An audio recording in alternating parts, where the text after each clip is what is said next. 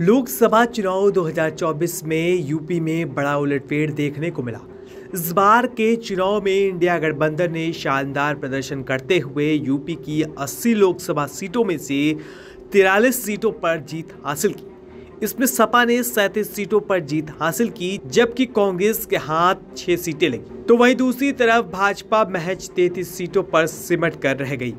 इसका नतीजा ये रहा कि भाजपा केंद्र में सरकार बनाने से बहुमत से पिछड़ गई और अपने सहयोगी दलों के बदौलत सरकार बना सकी है।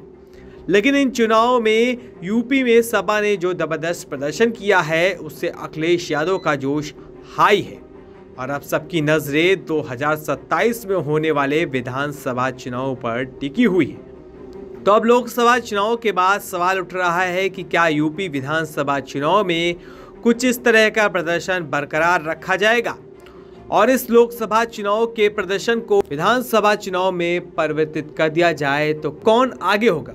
और इसी के साथ अगर अभी यूपी में विधानसभा चुनाव होते हैं तो कौन किस पर भारी पड़ता है और कौन सरकार बनाते हुए दिखाई दे सकता है।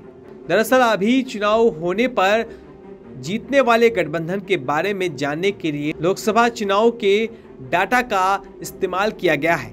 आसान भाषा में समझें तो लोकसभा क्षेत्र के विधानसभा सीट पर कौन सा दल आगे रहा, इसी के आधार पर ये विश्लेषण किया गया है और इस सर्वे के जरिए बताया गया है कि अभी चुनाव हुआ तो किसकी सरकार बन सकती है। वहीं अगर लोकसभा चुनाव के रिजल्ट को विधानसभा में कन्वर्ट किया जाता है तो सपा और कांग्रेस इंडिया गठबंधन को 224 सीटें मिलती हुई दिखाई दे रही हैं। इसमें सपा सबसे ज़्यादा सीटें जीत सकती है।